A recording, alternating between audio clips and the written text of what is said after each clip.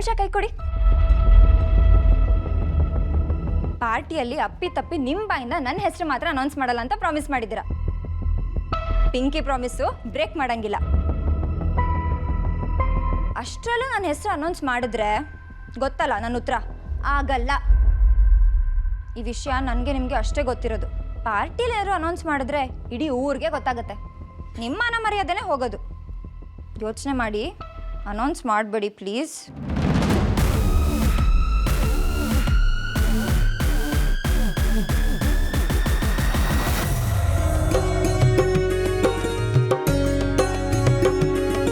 ಅಯ್ಯೋ, ಇಷ್ಟೊಂದು ಒಡವೆಗಳು ಎಲ್ಲಿಂದ ತಂದೆ?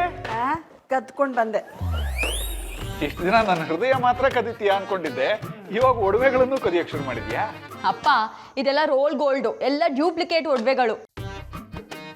ಇವ್ರ ಹೃದಯ ಇನ್ನೇನು ವರ್ಜಿನ್ ಅಲ್ಲ.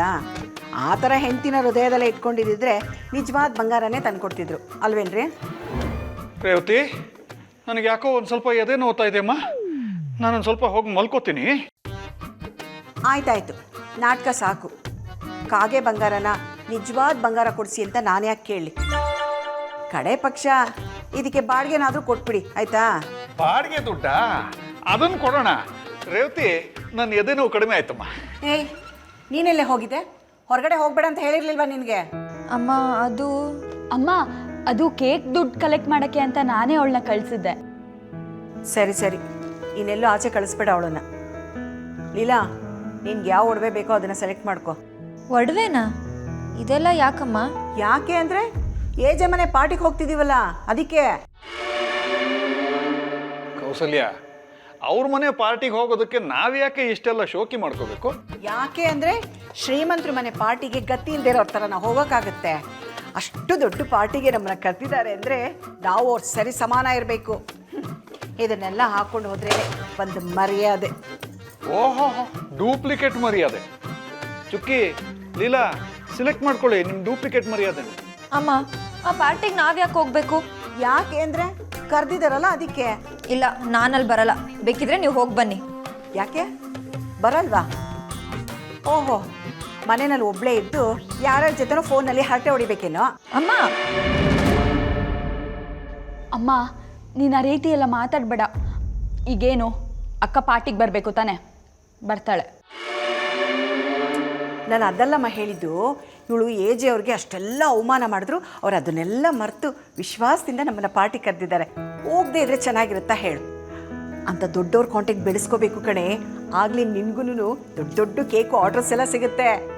ಹೇಳಿದ್ದು ಕೇಳಿಸ್ತಾ? ಬಂದು ಕೂತ್ಕೊಂಡು ಸೆಲೆಕ್ಟ್ ಮಾಡು. ಇಲ್ಲೋಡೆ, ಇದಿಷ್ಟು ಚೆನ್ನಾಗಿದೆ. ಒರಿಜಿನಲ್ ಥರ ಇದೆ ಅಲ್ವಾ? ಅಲ್ವೇನ್ರಿ? ಅಲ್ವಾ? ನಮಗೂ ಒಂದೆರಡು ಉಂಗುರ ಇದೆಯೇನೆ? ಅಲ್ಲೇ ಇರ್ಬೇಕು ನೋಡ್ರಿ. ಇದು ತೋರಿಸ್ರಿ ಅವಳಿಗೆ. ನೋಡಮ್ಮ, ಇದನ್ನ ಚೆನ್ನಾಗಿದೆ. ನೀನು ನೋಡ.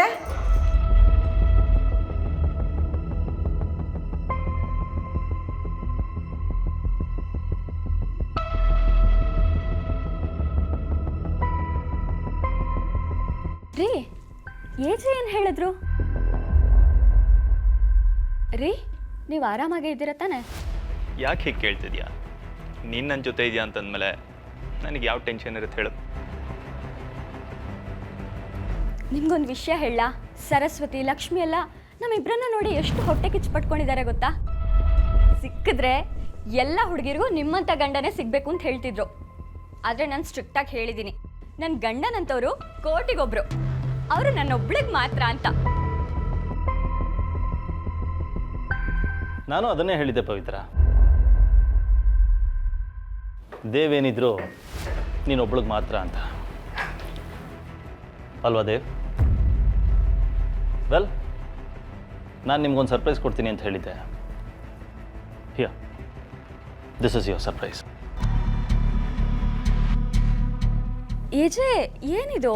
ನಿಮ್ಮಿಬ್ರಿಗೂ holiday air tickets, return tickets ಅದರಲ್ಲೇ ಇದೆ. ಒಂದಷ್ಟು ದಿನ ಇಬ್ಬರು ಹಾಯಾಗಿದ್ದು ಬನ್ನಿ. ಇದೆ ನನ್ನ ಕಡೆಯಿಂದ ನಿಮಗೆ ಸ್ಮಾಲ್ ಗಿಫ್ಟ್. ಆದರೆ ಮನೇಲಿ ಪಾರ್ಟಿ ಇದೆ ಅಂತ ಸರಸ್ವತಿ ಹೇಳ್ತಿದ್ಲು. ಪಾರ್ಟಿಗೆ ನಮ್ಮ ನಡೀತಾನೆ ಇರುತ್ತೆ.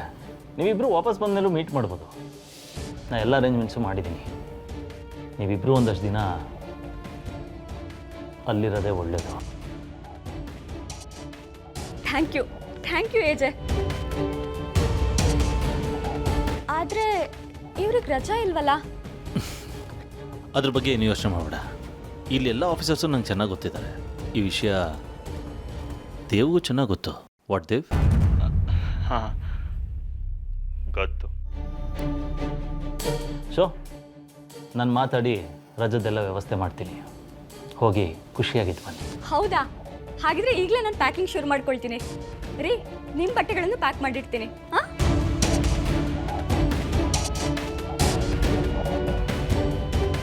ನೀವು ಇದನ್ನೆಲ್ಲ ಯಾಕೆ ಮಾಡ್ತಿದ್ದೀರಾ ಅಂತ ನನಗೆ ಅರ್ಥ ಆಗ್ತಿಲ್ಲ. ನನ್ನನ್ನು ಕೆಲಸದಿಂದ ಸಸ್ಪೆಂಡ್ ಮಾಡಿಸಿದ್ರಿ. ಈಗ ಈ ಮನೆಯಿಂದ ಊರಿಂದಾನೇ ಆಚೆ ಕಳಿಸ್ಬೇಕಂತಿದ್ದೀರಾ. ಯಾಕೆ ಇದೆಲ್ಲ ಮಾಡ್ತಿದ್ದೀರಾ? ಮನೇಲಿ ದೊಡ್ಡ ಪಾರ್ಟಿ ನಡೆಯುತ್ತೆ. ಆ ಪಾರ್ಟಿಗೆ ನೀನೆಲ್ಲ ಬಂದರೆ ನೀನೆಂಥ ಅಯೋಗ್ಯ ಅನ್ನೋದು ನಿನ್ನ ಹೆಂಡ್ತಿಗೆ ಮಾತ್ರ ಅಲ್ಲ, ಇಡೀ ಊರಿಗೆ ಗೊತ್ತಾಗುತ್ತೆ. ನೋಡು ದೇವ್, ಪವಿತ್ರ ನಿನ್ನನ್ನು ತುಂಬ ನಂಬಿದ್ದಾಳೆ. ಅವಳಿಗೆ ನೀನು ಮೋಸ ಮಾಡೋದು ನನಗಿಷ್ಟ ಇಲ್ಲ. ತುಂಬ ನಂಬಿದವ್ರಿಗೆ ನಂಬಿಕೆ ದ್ರೋಹ ಮಾಡಿದ್ರೆ ತುಂಬ ದ್ವೇಷಿಸೋರು ಅವರೇ ಆಗ್ತಾರೆ. ಹೊರಡೋದಕ್ಕೆ ರೆಡಿ ಆಗೋ.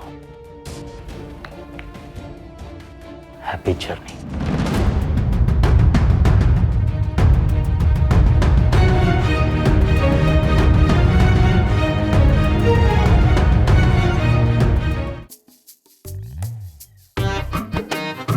ರೀ,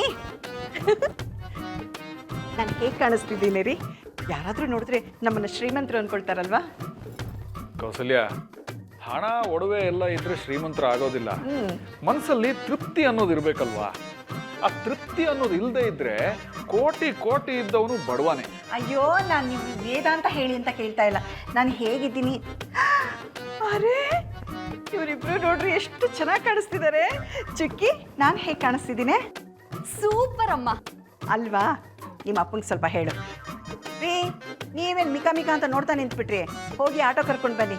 ಆಟೋದವನು ಇಲ್ಲಿ ಕರ್ಕೊಂಬಂದ್ರೆ ಮೀಟ್ರ್ ಮೇಲೆ 50 ರೂಪಾಯಿ ಜಾಸ್ತಿ ಕೇಳ್ತಾನೆ ಕಣೆ. 50 ರೂಪಾಯಿನಾ? ನಮ್ಮ ಪ್ರೆಸ್ಟೀಜ್ಗಿಂತ ಜೋಜಿಬಿ 50 ರೂಪಾಯಿನ ಮುಖ್ಯ. ಪ್ರೆಸ್ಟೀಜು ಗಲೀಜು ಏನಂದ್ರೆ? ಅಲ್ಲ, ನನ್ನ ಶರ್ಟ್ ಒಂಚೂರು ಗಲೀಜಾಗಿದೆ ಅಂತ. ಬೇಗ ಹೋಗಿ ಕರ್ಕೊಂಬರ್ತೀನಿ. ಹಾ, ನೋಡೆ ನಿಮ್ಮಪ್ಪ.